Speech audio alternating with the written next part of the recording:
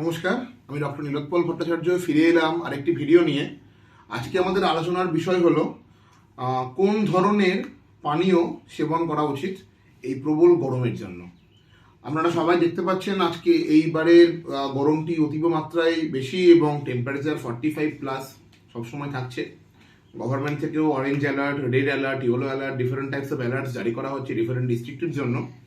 Temperature যেখানে যেমন থাকছে এবং সব জায়গাতেই বলা হচ্ছে যে সকাল 10টা থেকে বিকেল 4টে অবধি খুব প্রয়োজন ছাড়া কেউ বাড়ি থেকে বেরোবেন না, কেউ রোদে নিজেকে এক্সপোজ করবেন না।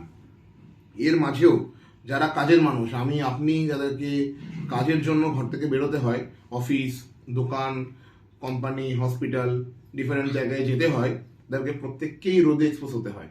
এবং এই রোদে এক্সপোজ হলেই ডিফারেন্ট টাইপস অফ প্রবলেম হতে পারে। এক নম্বর হচ্ছে ডিহাইড্রেশন, যেটা খুব কমনলি হয়, হিট স্ট্রোক, এবং এটা ছাড়াও সোডিয়াম পটাশিয়াম ইমব্যালেন্স, প্রচণ্ড ঘামের ফলে এবং প্রচণ্ড রোদের ফলে। তো এইখান থেকে উপায় কি নিজেকে ভালো রাখার? তো আজকে আমি 3 ধরনের পানীয় নিয়ে আপনাদের সামনে বসে আছি একটু দেখানোর জন্য যে কোন পানীয়টি আমাদের বডির জন্য আইডিয়াল। আমাদের বডি অ্যাকচুয়ালি রক্ত মাংসের তৈরি এবং রক্তটাই আমাদের main. 60% of the body is full of blood content. এবং ব্লাড মানে কি শুধুই রক্ত তা নয়, রক্ত মানে অ্যাকচুয়ালি ফ্লুইড এবং তার সঙ্গে সোডিয়াম, পটাশিয়াম এবং ডিফারেন্ট আয়নস এবং ডিফারেন্ট প্রোটিন নিয়ে একটা ব্যালেন্স। এবং ওই ব্লাডের একটি ঘনত্ব আছে, ওই ঘনত্বটা আমাদের সবসময় মেনটেন করতে হয় নিজেকে ভালো রাখার জন্য। ব্লাড পাতলা হয়ে গেলেও মুশকিল, ঘন হয়ে গেলেও মুশকিল, সোডিয়াম পটাশিয়াম ইমব্যালেন্স যেন হয়ে গেলেও আমাদের ব্লাডের সম্পূর্ণ অসমোলারিটি পাল্টে যায়। তো আমাদের দেখবেন একটা কথা আমরা বলি আইসো অসমোলার ফ্লুইড, মানে যে ফ্লুইডটা ব্লাডের ঘনত্বর সঙ্গে ম্যাচ করে, প্লাজমার সঙ্গে ম্যাচ করে। তো আজকে আমি এটা হলো 1 গ্লাস জল, ঠান্ডা জল, প্লেন জল।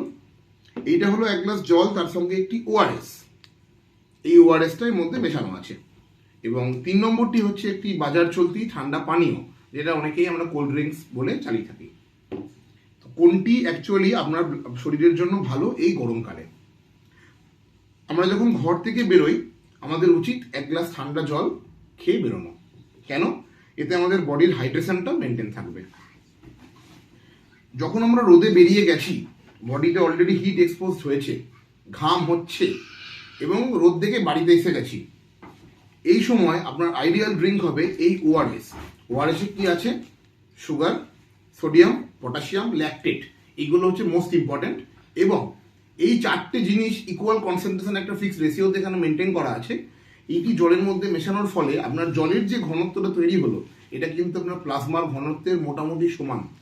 তাই জন্য আপনি যদি এই আইসো অসমোলার ফ্লুইডটি সেবন করেন বাইরে যখন থাকছেন তখন এবং রোদ থেকে ঘুরে এসে বাড়িতে আসার পর, তাহলে কিন্তু আপনার সোডিয়াম পটাশিয়াম ইমব্যালেন্স, যেটা কমনলি গরমকালে হয় সবার ঘামার ফলে, এটা কিন্তু হবে না বা হওয়ার প্রবণতা অনেক কমে যাবে।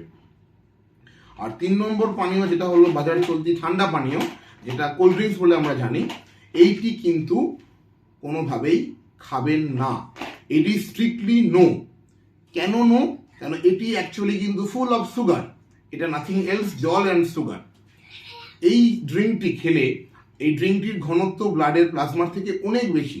এই ড্রিঙ্কটি যদি আপনি বাড়িতে এসে খান বা রোদে বেরোনো অবস্থায় প্রচণ্ড গরম করছে, দাদা 1 গ্লাস কোল্ড ড্রিঙ্কস দাও তো, যদি এটা খান, এটা ঘনত্ব বেশি হওয়ার ফলে শরীরের কোষের মধ্যে যে ডিহাইড্রেশনটা অলরেডি হয়ে আছে ওটি আরও বেড়ে যায় এবং পেশেন্ট মানুষজন এতে আরও কিন্তু শরীর খারাপ হতে আরম্ভ করে।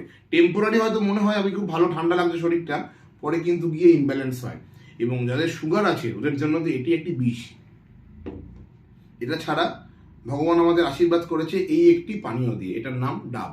ডাবের জল হচ্ছে ন্যাচারালি মেড ইলেকট্রোলাইট। এই জলটি যখন সেবন করবেন গরমকালে ঘাম অবস্থায় বা ঘাম অবস্থায় ফিরে এসে, রোদ থেকে ফিরে এসে, এটা ঠিক ওআরএস এর মতোই কাজ করবে। তাই ওআরএস অ্যান্ড ডাব এই দুটোই কিন্তু আপনাদের জন্য এখন আইডিয়াল ড্রিঙ্ক।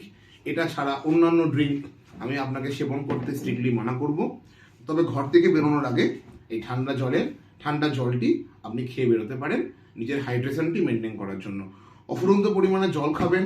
কিডনি পেশেন্ট যারা অলরেডি ডায়ালিসিসে আছেন ওনাদের জলের মাপটা আলাদা, ওনাদেরকে অলরেডি বলা হয় জল কম খেতে, বা যারা অলরেডি হার্ট ফেলিওর আছে ওনাদের বলা হয় জল কম খেতে। ওনারা বাদ দিয়ে যাদের কিডনি সংক্রান্ত বা হার্ট সংক্রান্ত কোনো প্রবলেম নেই, ওনারা কিন্তু এই গরমকালে ঘামটা যাতে হচ্ছে, ঘামের রিপ্লেসমেন্ট করার জন্য অফুরন্ত পরিমাণে জল এবং কিন্তু ওআরএস খাবেন।